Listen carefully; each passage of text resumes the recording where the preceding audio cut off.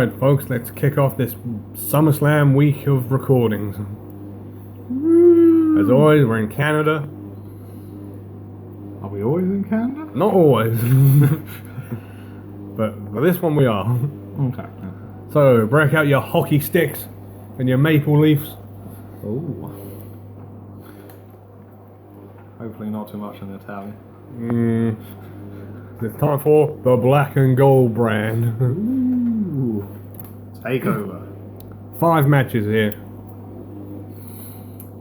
And we opened up the show with the tag team title match. They seem to do this a lot recently. Street Profits versus the Undisputed Era. Yes. My God, the Street Profits are over at the minute. They really are. They even had half of the crowd with their red cups in the air. They probably put them on the seats. More than likely.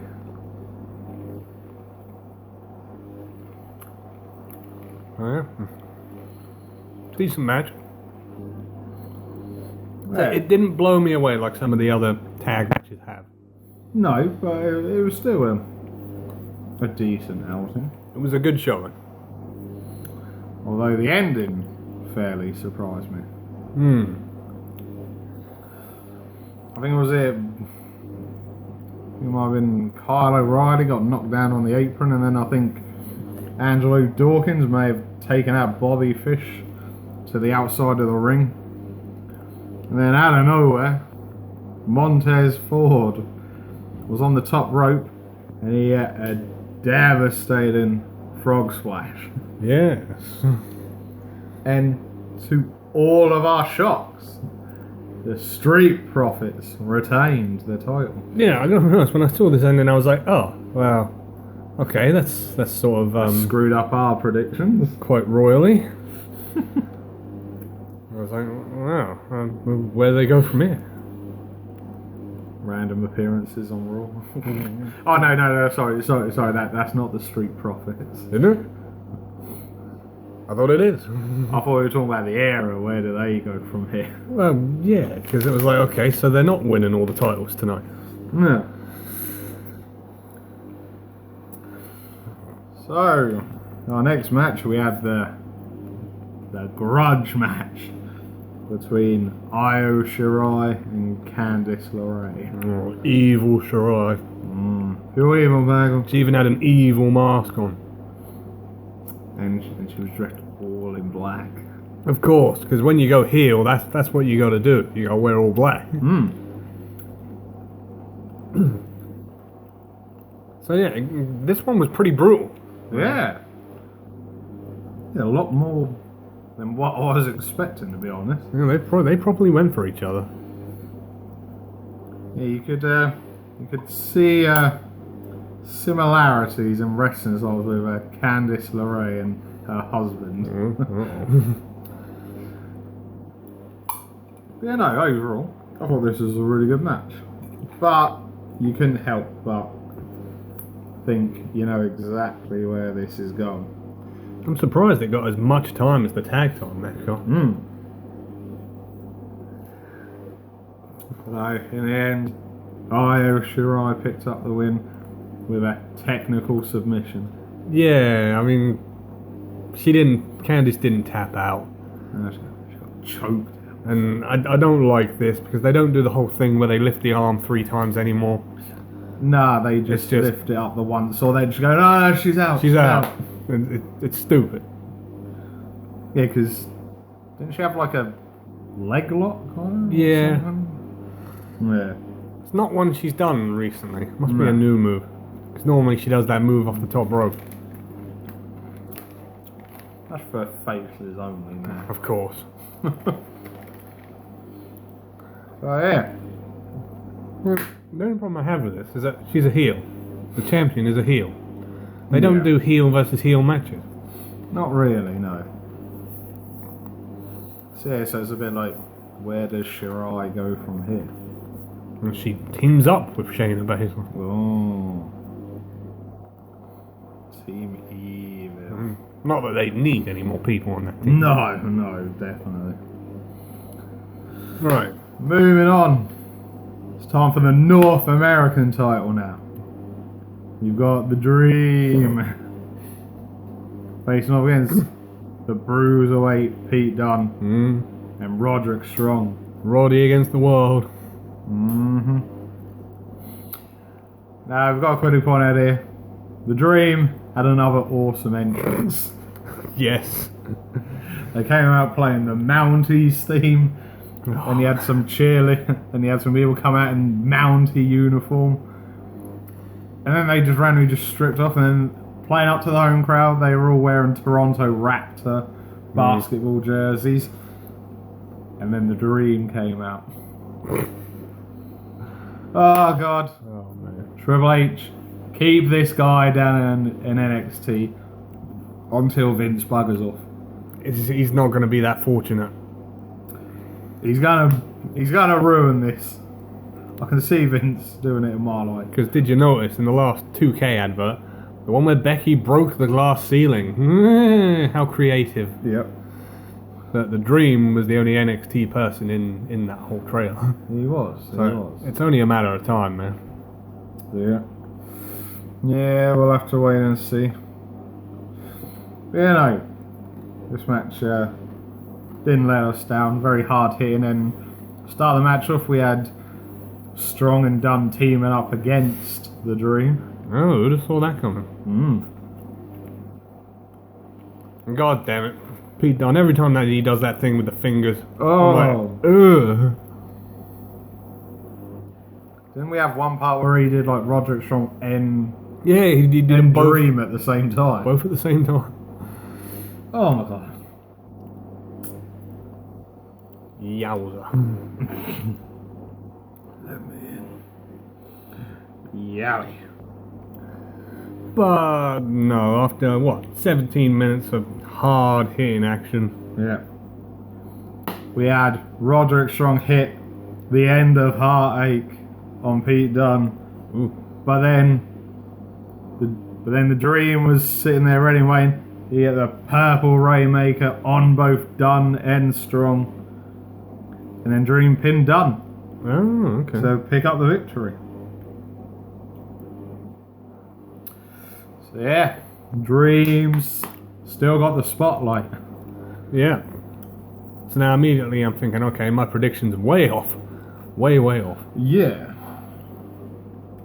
Because immediately I was like, oh, if they were going to lose the tag titles in the first match, they should have put that in the middle to at least, you know, give us hope that they were going to win them all. Yeah. But then you see Roderick lose as well, and you're like, okay. Not going to be the era's night. Okay, let's get to the one down point on this night. You might get a bit of a rant here. So, of course, we're talking about the NXT Women's Championship match. Shayna Baszler defending against Mia Yim. And Mia Yim had a bunch of gangsters coming out with her. Oh, yeah, she had some thugs. She's from the streets of LA. Walking out of the ring. Yeah. Now, I will give this match one bit of credit. I liked it that it was at least a straight singles match. Yeah. We had no BS interfering. No, we didn't have Shafir or Duke come out. Yeah. No, they just the thing, they were injured.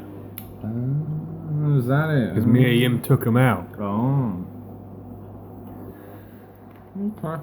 But, like this problem I've had with every one of Shayna Baszler's matches over the last year or so. It's too predictable. Yeah. Far too predictable. You know she's going to win every time. It's like, at no point in this match did I think Mia Yim was going to do it. No. And then as soon as that submission went on, well, we even looked at each other and we were like, yep, that's it. Although admittedly, Mia Yim did sort of get out of it, but then she got put in a figure 4 head scissors, which was different at least, I suppose. And then, yeah, eventually Mia Yim tapped out. Yeah, I mean, it wasn't even a finisher. And she No. tapped out. And it's like, right, I've heard, I'm not sure how verified this rumour is, but I've heard that the reason Baszler still has the title is because Vince doesn't want her on the main roster. Yeah, I've heard he's not keen on calling her up either. So she's literally in limbo at the moment. Yeah. Because other than being champion, what else is there to do? Vince doesn't want you. You're stuck on NXT. Yeah. You know they're going to do their 4 horsemen match at some point, but there's some work to be done there still. And I think probably the biggest obstacle is Shafir and Duke. Yeah, they're still learning. Yeah. And they need to be a bit more in the limelight.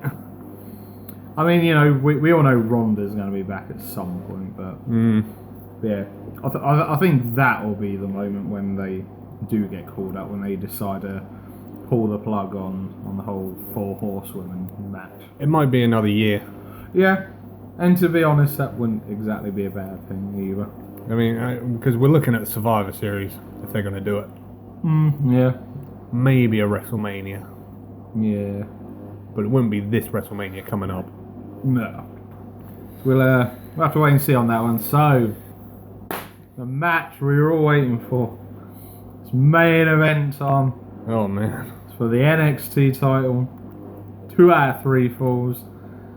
Johnny Takeover versus Adam Cole, baby. Oh, wow. What to say about this one? So, the first fall was just a normal singles match, which Adam Cole had picked. Yeah. So this one ended in surprising circumstances. Yeah. Because, well, I suppose it was the whole, we knew the second fall was a street fight. So, yeah, Johnny Gargano eventually got frustrated with the whole situation and grabbed a chair. He had the ref begging him, don't use it, Johnny, don't do use it. I'll disqualify your ass. So he hit Adam Cole a load of times over the back. The ref disqualified him immediately. Yeah. And then it got turned into a street fight. I think Cole took another couple of shots to the back with a chair. Then Johnny folded the chair up and sat down for a minute. This next fall was pretty good. It went pretty much all over the arena. Yeah. Fighting in the crowd. Don't think we had any tables broken. Nah. Didn't Gargano get chucked over one of the tables? He did. One of the international tables. Yeah. We were like, move out of the way. Yes. So, in the end, Gargano forced Cole to tap. I'm trying to remember what he calls it now. Gargano escape. Yes. I'm pretty sure there was a kendo stick involved. So. Yeah, I think he did the whole at it in Adam's mouth. Yanking on it. Ooh. So yeah, so it's now 1-1, so we all there thinking, right, what's the penultimate stipulation for the third fall? Yeah, I was waiting for Regal to come out, but he didn't. No. Now, I didn't see this one coming, although I was very happy with it. I was like, where in the hell did they hide that? They had some sheets over it, I found later on, but yeah. Our third fall was going to be a barbed wire steel cage match. Oh man, I could be wrong, but I don't think we've seen that since No Way Out 2005. I'm pretty certain, yeah, you're correct by saying that. You know, JBL and Big Show. Which was actually a pretty decent match, considering it involved Big Show. Yeah. So, oh boy, did we have some spots in this part. Oh man, this was insanity. Yeah. So the two we've got to mention straight away, the 2 Panama Sunrises. Oh god, yeah, the one off the ladder. Yeah. And one off of the middle rope as well. But the one off the top, 3/4 of the way up at the top of the ladder, that was impressive. I think at one point Mauro lost his voice. He was going that mental. He did. It was hilarious. We were like, calm down, Mauro, have a drink. Yeah. Johnny set off a couple of fire extinguishers. Yeah, that was pretty fun. Right at the start of the fall, I think it was, as well, we had the battle of the kendo sticks, where they were just smacking the hell out of one another with kendo sticks. Yeah, that was cool. And Adam Cole did, what's he called? Some Japanese style name, Ushigoroshi, Yeah. Yeah, something along them on lines. a chair, Yeah. which we were like, ouch. Yeah. So, I spotted this fairly early on though, and I thought we're going to get it at some point. There's conveniently a little platform in one of the corners of the cage. And I think it was Gargano had already like set up a couple of tables. And then the penultimate ending of it was when they both climbed up the cage. They were on the platform, and then both of them fell and went straight through both of the tables. Yeah, they did. And at that point, they were just like, okay, it's going to be one roll in the hand over the other, because they were both like knocked out. Yeah. And Adam Cole had the instincts to quickly put the arm over, and Adam Cole successfully retained the title. Yeah. My God. Woof. That was an impressive match. Would you say it went for nearly 45 minutes? No, nearly 47 minutes. Damn. Just over 46 and a half minutes. Now, this could be the best 2 out of 3 falls match I've seen since Triple H and Austin in 2001.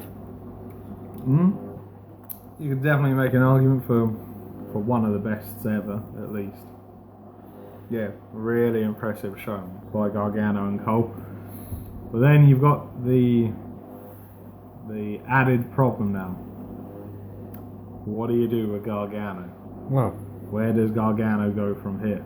someone's got to beat him up, and he's got to be in a new rivalry. Yeah. Yeah, and then weirdly, after the match, you had the Era come out and they scooped up Adam Cole and they were celebrating and that. And then you had like a thank you Johnny chant from the crowd as if he was leaving, and it was sort of like, is he? He's not done. You know, He's not done. nothing's been rumoured as of yet. Unless they're moving him to the Cruiserweight division. Yeah. Oh yeah, and one more thing, we should mention that about halfway during the show, Killian Dane and Matt Riddle had a bit of a fight. Oh yeah. Yeah, Matt Riddle came out of the crowd. Which was pretty hilarious because Riddle took out a load of security guys, Killian Dane took out a load of security guys. Yeah, and then Killian Dane put Matt Riddle and one of the security guards through the tables off of the ramp. Oh, Oh, good boy. fight. Good show. Yeah, no. Again, you shouldn't be too shocked. Another good showing from the Gold and Black brand. But again, it's just that one women's title match that let it down for me. Yeah, more to do with its predictability more than anything. I mean, I thought the non-title women's match was better than the title match, Yeah. which shouldn't be happening. No, not really. But that's a problem for another day. Yeah. As always, folks, from your hosts, the master of the brain damage, and the one and only Sam H. We'll see you for the next one. Baby!